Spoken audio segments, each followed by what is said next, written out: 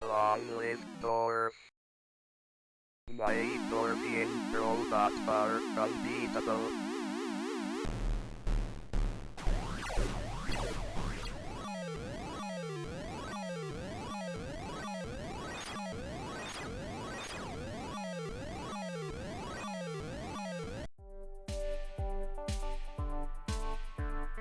You are the player, because your vision is our vision.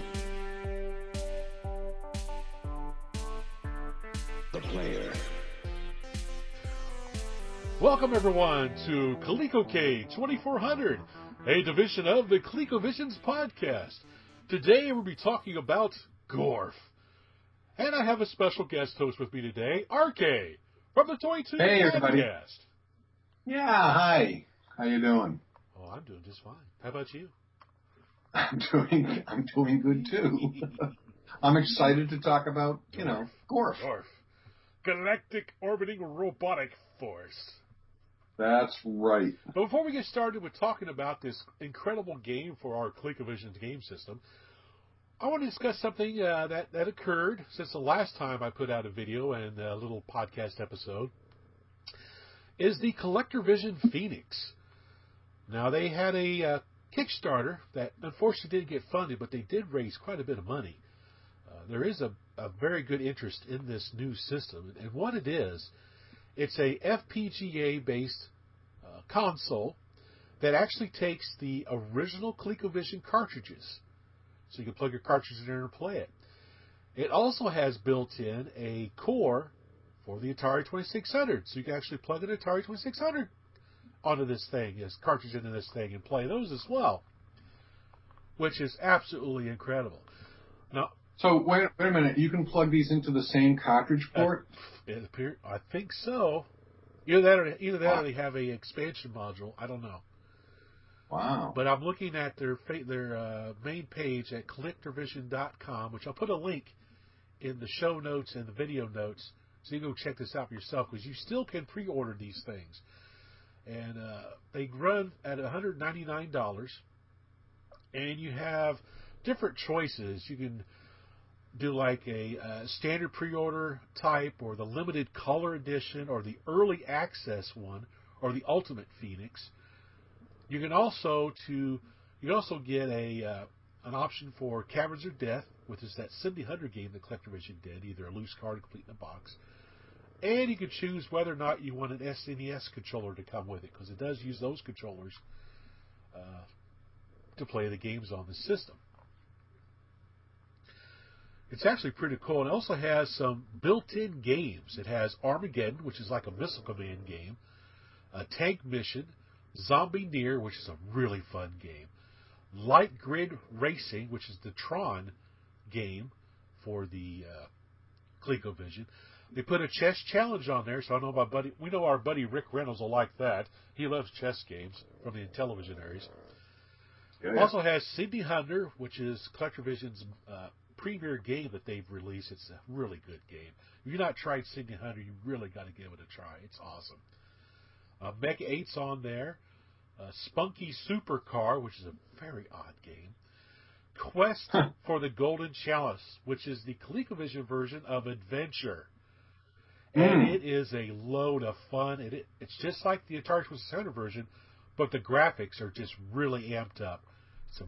Are you still a block carrying a sword? No, you're a little guy.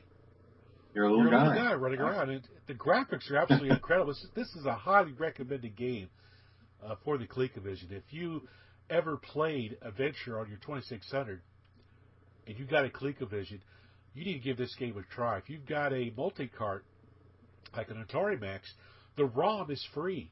You can actually download the game for free and play it. So it's actually pretty cool. And then they also have Princess Quest on here as well. So I'm really looking forward to getting mine. I did the early bird version way in the very beginning when I first found out about it, just to show support to ColecoVision. So I'm really looking forward to getting this. And I'll be doing a video on it once I do get one.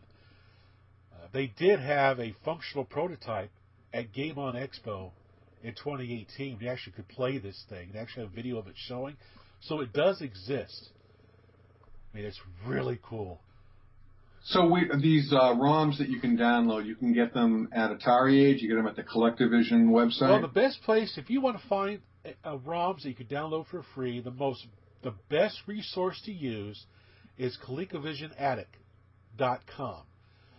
That's run by my buddy Steven, and he's really good at cataloging all the homebrew ROMs, all the original games. He gives a short description, a video showing them playing, the cartridge box art. There's like a little rating scale there. And if the homebrew is actually free, he has a download for it right there on his page. So you go to his page, look up this Quest for the Golden Chalice ROM, and download it right from there. Oh. Well, I'll be doing that when we finish. I'm going to load that on my card. It's a really good game. I have a lot of fun with that. I need to stream that game sometime. It's a lot of fun. Yeah. But now we're going to talk about Gorf. Before we talk about Gorf, we're going to look at the box that Gorf came in. Now, typical ColecoVision boxes, they always have a picture of the arcade cabinet on the front, which I absolutely love it when they do this. I love these boxes for the ColecoVision. The ColecoVision was a great system to have for all these great arcade ports. It had a ton of them, a lot of lesser known ones as well. And Gorf is one of those ports to the ColecoVision that's really well done. Of course, on the back of the box, it shows the 4 screens that you get to play through. It says it plays like the real arcade game. It tells you, here's how you play the game. You prevent the evil robot Gorf from conquering the entire galaxy. Defeat one fleet, and Gorf sends another. First, wipe out the Astro Invaders. Succeed, and you battle a laser-firing fleet and a diving robot ship. Your next mission, tracking, destroying, expanding invaders, which materialize from out of a space warp. Defeat them and go to the ultimate challenge, a one-on-one duel against the Gorfian flagship. It's 4 games in 1. Awesome. Of course, this game came from Child's World Children's Palace for the low price of $29.97. I love getting these boxes that still have the original price tags on them too. I worked at Child World in high school. Oh, that's cool. Yeah, there was always a warehouse on the second floor, a conveyor belt, and so Christmas layaways and all the big toys and stuff, they were all upstairs, and we would have to, send them down. Somebody would call up, and we'd have to send them down. And the warehouse was as big as the floor of the Child World, and I got to play with all the toys. Oh, that's awesome. I was in high school. Of course, looking at the cartridge itself, it's a typical black ColecoVision cartridge. It has a little indentation on the back for an overlay if there was one. And my label's getting that dreaded Acti-Plaque. You can see the glue starting to bleed through the front, which that's unfortunate. These cartridges eventually will be all black sometime in the future from all that glue bleeding through. You can repair that. Oh, yeah. You can repair that. And of course, the instruction manual, it's only black and white. But it's a nice-looking instruction manual. It's Gorf by Bally Midway, which has a little picture from the arcade game on the front. Basically tells you how to hook up your ColecoVision, how to plug in the cartridge, what the buttons do. Basically, you just go back and forth, up and down, and you fight. Fire button shows the different screens you're battling through, all that good stuff. Gives you all the point values. And, of course, as always, in the back of these manuals, it always has this little segment called The Fun of Discovery.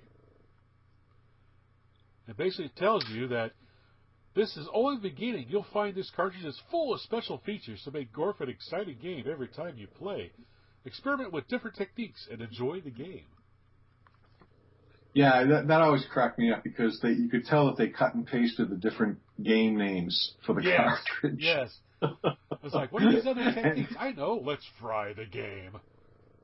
And in '82, $30 was a lot of money. So, you might have some parents squawking, $30 for the... Well, you know what? Well, it's like, no, I get a lot of gameplay out of it for this kind of money. I get the thrill of discovery. I can maybe discover things that aren't laid out in the manual. See, if I had one of these when I was a kid, my mode of attack to get my parents to buy me this game is, yes, $30, but look, it comes with 4 games. That's less than $10 a piece. Well, that's for Gorf, yeah.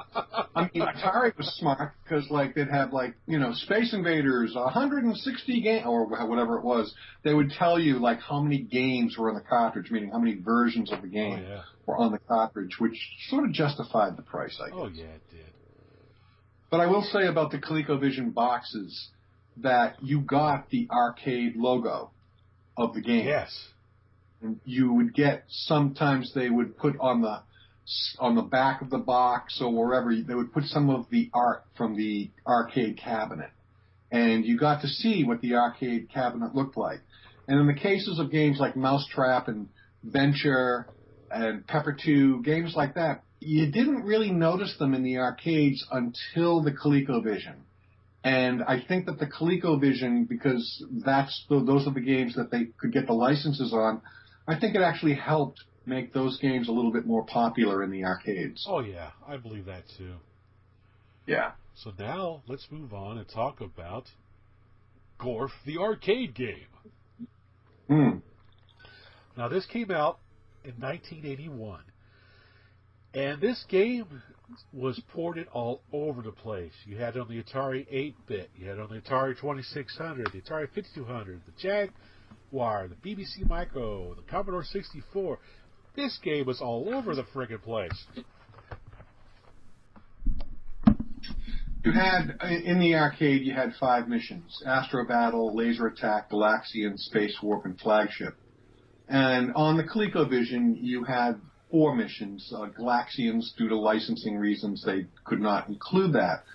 But you mentioned that it was on the Jaguar. It was on the Jaguar CD version. Yes.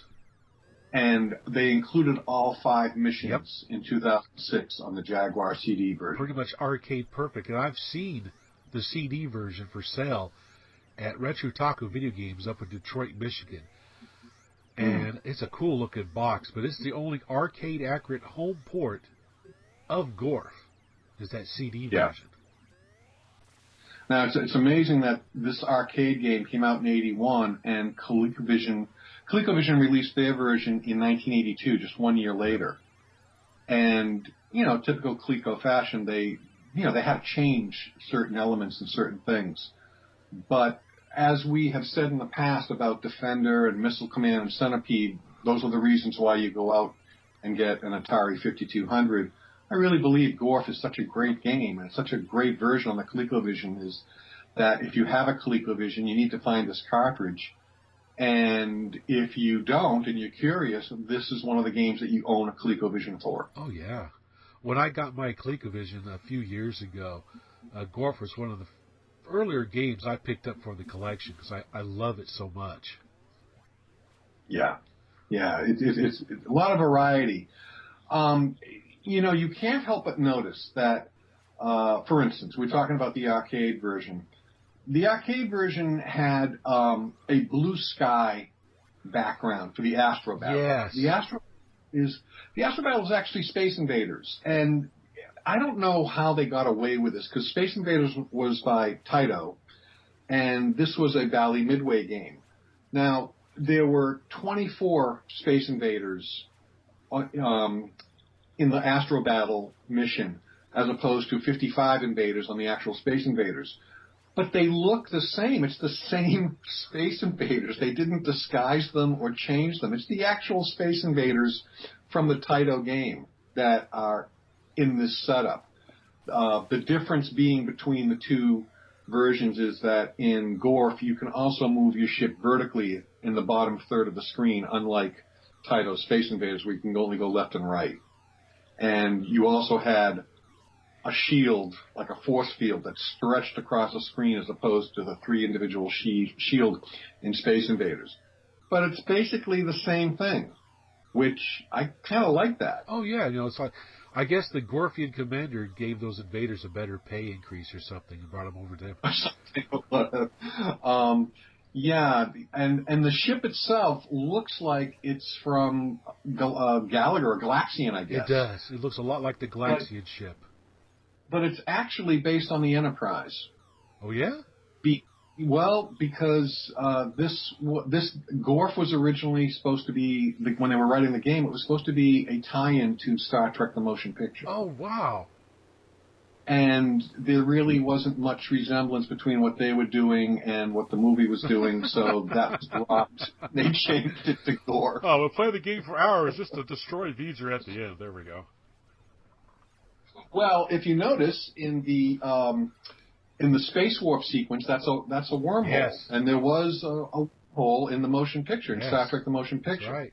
I always thought the space warp, to me, it was like another thing that Gorf ripped off. And I'm saying ripped off in a positive way. I really think that Gorf is an homage. It's not ripped off. It's lovingly ripped off. It's an homage to all these other games. That's the way I like to look at it because I love this game so much. Yeah. But the space warp to me looked like hyperspace from the original Star Wars movie because the ships coming out of that wormhole, they look like TIE fighters. Yeah, they do. Yeah, they do that. So there's a lot of stealing going on in this game. You know, well, one of the things I like about the Gorf, the arcade game, the first time I played it was at a Woolworth store in my local shopping mall. And what drew me to the game was the voices it would do. I love the voices in this game. They would also mock you, just like Berserker would taunt you. Yes. You call that shooting? Yeah, it's like, some galactic defender you are, Space Cadet. Yeah, it's like that. That's pretty cool. I mean, who doesn't love a snarky video game? But you know, like on that first game, Astro Battles, one of the nice things about this version of a Space Invaders type clone is besides having that protective shield and being able to move your ship up the screen, if you do like a rapid fire, your shots don't go as far.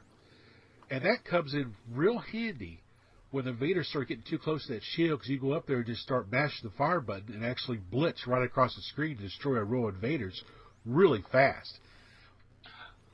Yeah, and it also comes in handy earlier in the level because how many times in Space Invaders did you shoot a missile and it's like, wait a minute, I'm missing because they move, the Space Invaders move, and in this, you can fire again. It'll cancel out that missile that you shot, and then you get another chance at shooting more accurately. Yep, that's a nice feature. Yeah, that was. And I think doesn't the force field disappear? Yeah, every time you fire, the force field disappears. Yes. So, which is nice, yeah.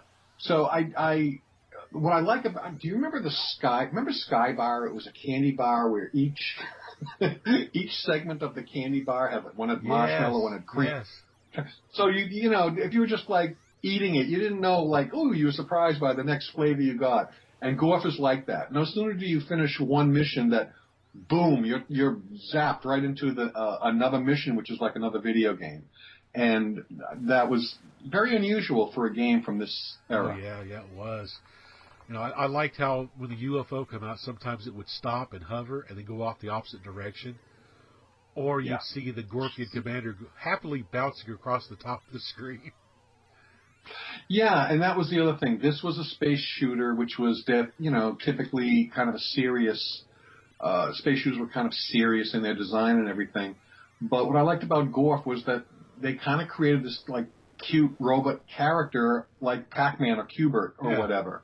So you got kind of this is a space shooter, but we're not taking it that seriously. So I kind of like that. And of course, then we have laser attack, which, you have two formations of enemies, and one of those guys in that formation just files a single laser beam down the screen that you have to try to avoid. And this is the level I usually die on quite a bit, whipping around the screen. Yeah. And in some home versions, those laser drops can be brutal. Oh my gosh, yes. And in the higher levels on the ColecoVision, it's like, watch out. But very challenging. And again, you get to see the Gorfian robots kind of sitting on top of them. And then, of course, the missing level out of the home version, except for the Jaguar CD, Galaxians, which is basically a clone of the Galaxian arcade game. But there's one big difference. When these Galaxians come down and start diving on you, not only do they shoot down, but they shoot at an angle off to the sides. And that really trips me up because I'm used to playing Galaxian and not used to having those ships shooting diagonally at me. Yeah, they're not dropping the missiles straight down. I don't even think they're missiles in the Galaxian level. They're more like pellets. They're little pellets. They're pixels that they're shooting at. Yeah, and they spit them at you at an angle. Yeah. So, and there's clusters of them. So you have to kind of really look out. But other than that, It even looks like Galaxian. The little Galaxian, creatures look like Galaxian. And of course, we have the Space Warp level, which we've talked about a little bit already, where the guys come from the middle of the screen and they start shooting at you like crazy. Yeah.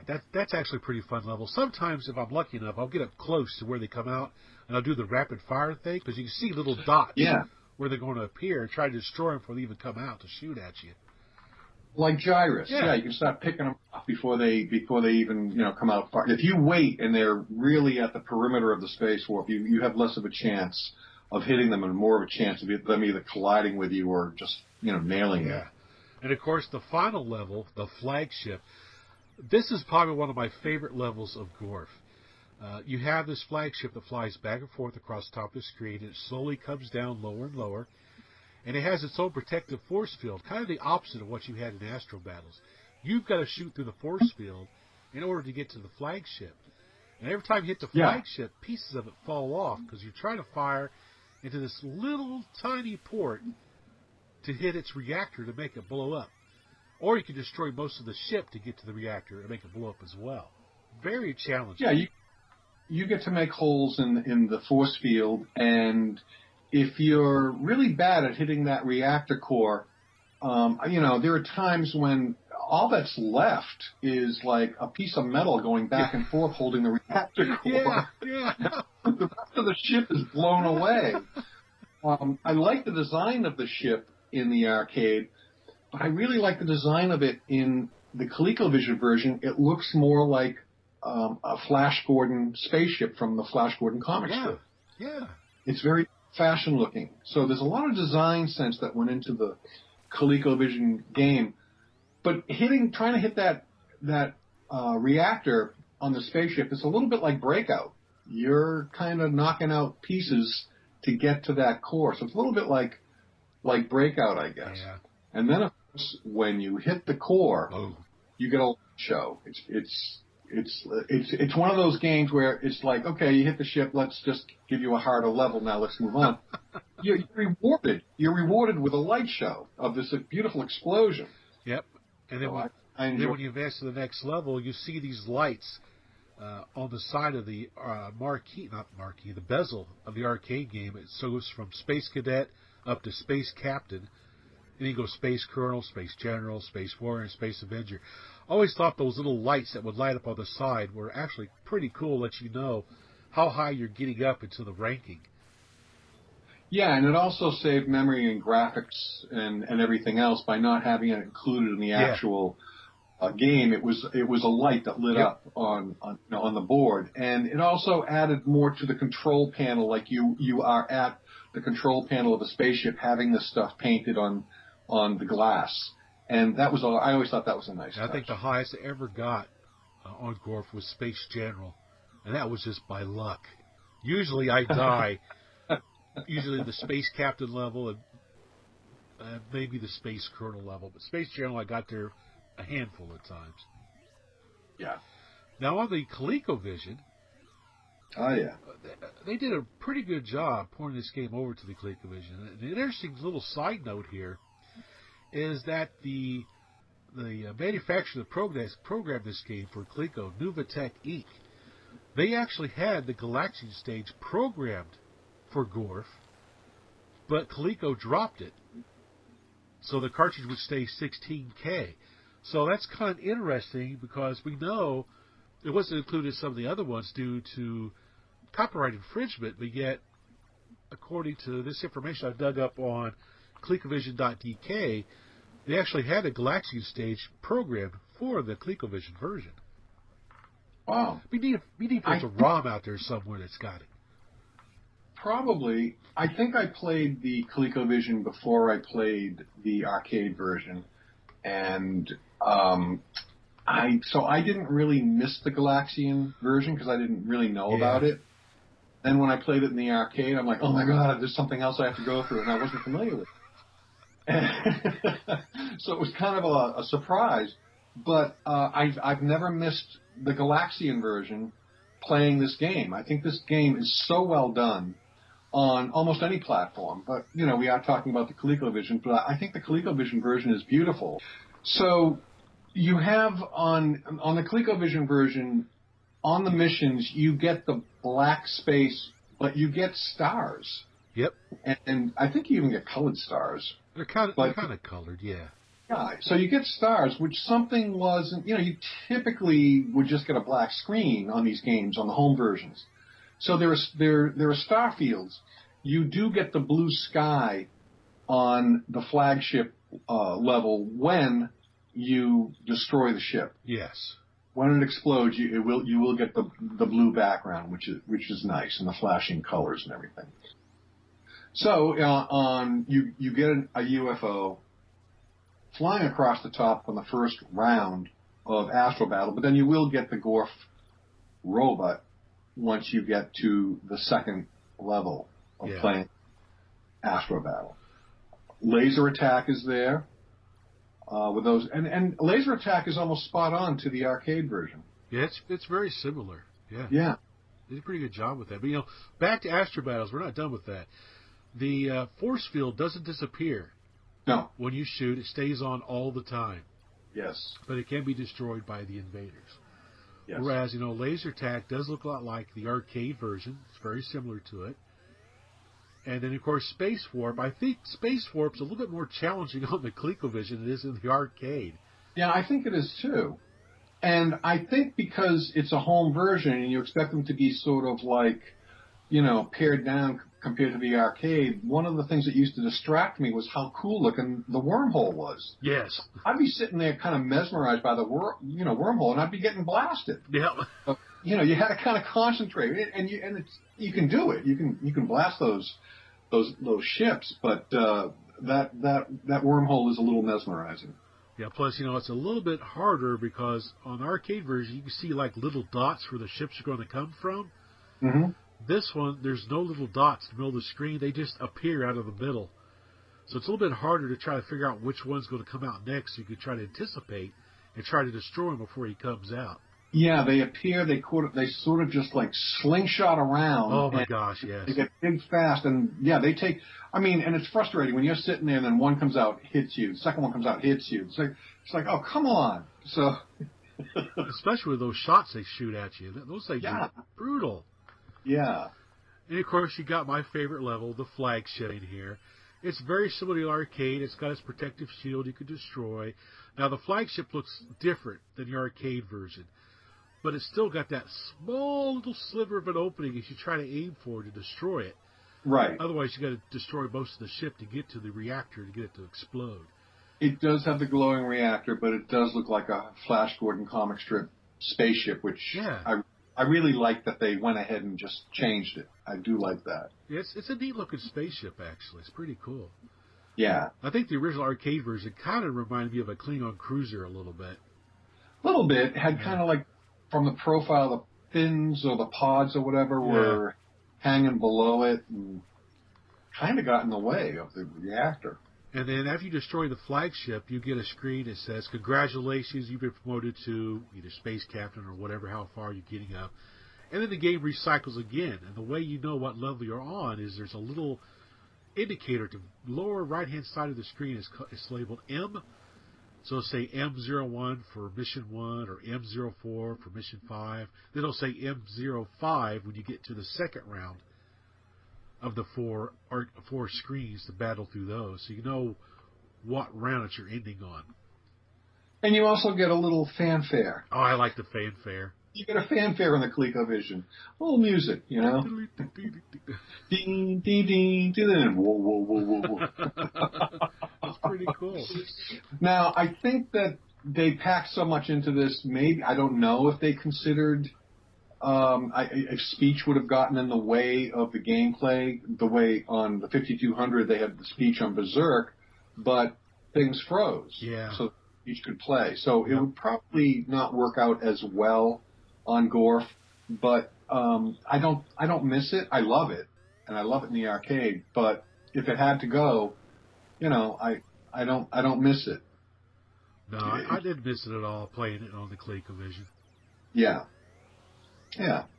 Well, I think it's a good rendition. You get these flames at the bottom. They look like flames at the very bottom of the screen where your ship is hanging out at. It's like a border along the graphic along the bottom of the screen. Yeah. You know, it's just a really good-looking game. And again, it's one of those games that you should have if you have a ColecoVision. Yeah, it's definitely one you want to add to your collection. It's a very good arcade port for the ColecoVision. But if you don't, and you have access to a 2600 or playing 2600 games, the variety of the games is also well represented on the Atari 2600 and is also very addictive on that platform. Yes, it is. Well, since this is ColecoVision, I do have to say this is a great-looking game, a great playing game, and it has a lot of repeat value. You just keep going back and playing more and more of it. I actually like it when somebody else is playing it and I get to watch it. Well, especially when that other person's really good at playing the game. Yeah, and you get to see everything, the things that you really can't focus on, you know, like the mesmerizing wormhole that kind of like gets you killed as you're sitting there staring at it with your mouth open. Yeah, when you're a bad player like I am, you like to see the upper levels because even on the ColecoVision version, if you play skill level 4, it is so frantic. It's fast. Yeah, they just speed everything up. It's freaking crazy. Yeah. So anyway, You know, and one last thing to remember, Willie, very important. Gorf spelled backwards is frog. That's right. Pretty awesome. Player.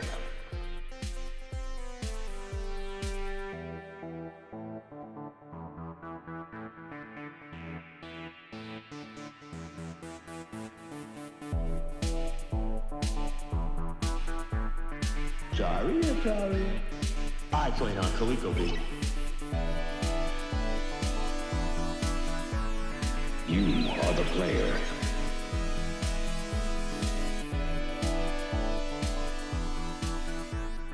You are the player. Ada det to destroy, ha ha ha ha.